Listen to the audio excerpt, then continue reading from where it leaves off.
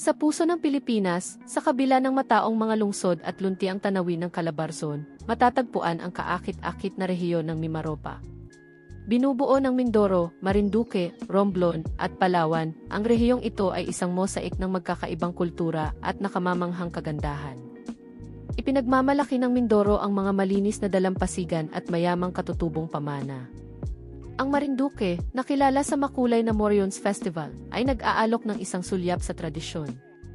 Ang Romblon, ang kabisera ng marmol, ay nakakasilaw sa pagkakayari nito. At ang Palawan, isang paraiso ng malinaw na kristal na tubig at nakamamanghang limestone cliff, ay nakakabighani sa walang kapantay na likas na kababalaghan nito. Sumisid, habang ginalugad natin ang mga nakatagong hiyas ng Mimaropa. Mindoro, isang hiyas sa Pilipinas na nahahati sa dalawang probinsya, Oriental Mindoro at Occidental Mindoro.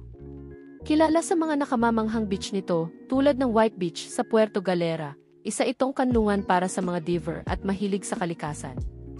Ang isla ay mayaman sa kultural na pamana, mula sa mga katutubong tribo ng Mangyan hanggang sa makulay na mga pagdiriwang. Ano ang nakakaintriga sa iyo tungkol sa Mindoro? Ang Mindoro, isang napakagandang isla sa Pilipinas, ay nahahati sa mga lalawigang Oriental at Occidental. Kilala sa magagandang dalampasigan at mayamang kultura, paraiso ito para sa mga mahilig sa kalikasan. Ang Mindoro ay tahanan ng mga bihirang tamaraw, katutubong tribo, at makulay na mga kapistahan na nag-aalok ng masaganang tapiserya ng mga karanasan, paglaban noong ikalawang digmaang pandaigdig. Magkakaiba sa heograpiya, tahanan ito ng malalagong bundok, matabang kapatagan, at ang sikat na Apo-Reef, isang paraiso ng maninisid.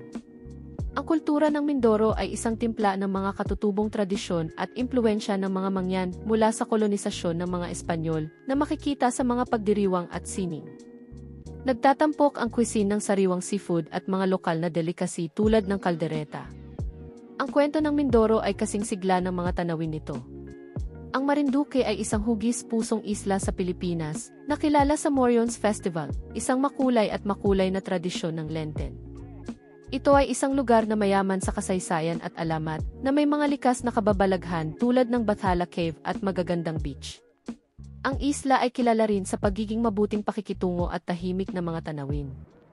Ano ang naging interesado ka sa Marinduque? Ipinagmamalaki din ng Marinduque ang mga makasaysayang lugar, tulad ng Bogue Cathedral, at mga natural na atraksyon, kabilang ang Tres Reyes Islands.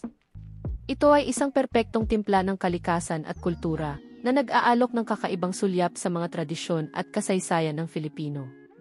Romblon, bahagi ng rehiyon ng Mimaropa sa Pilipinas. Kilala ito sa industriya ng marmol nito, na madalas kumpara sa Carrara ng Italia. Sa heograpiya, isa itong archipelago na may masungit na lupain at mga nakamamanghang beach.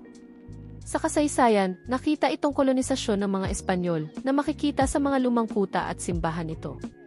Ang kultura ay pinaghalong impluwensya ng katutubo at Espanyol, kasama ang mga pagdiriwang tulad ng Biniray.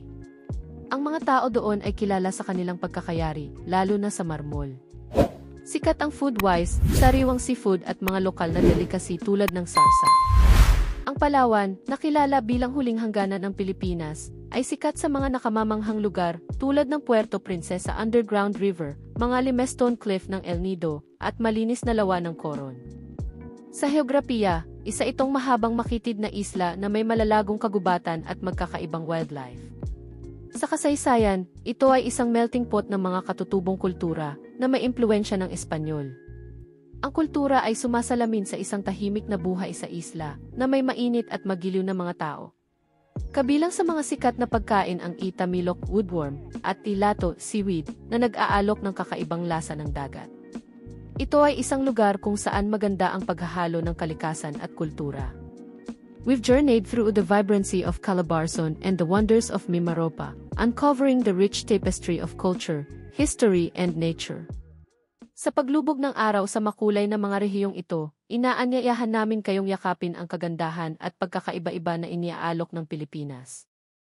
Hanggang sa susunod, I like, I share, at tuklasin ang magic sa inyong paligid. Maraming salamat!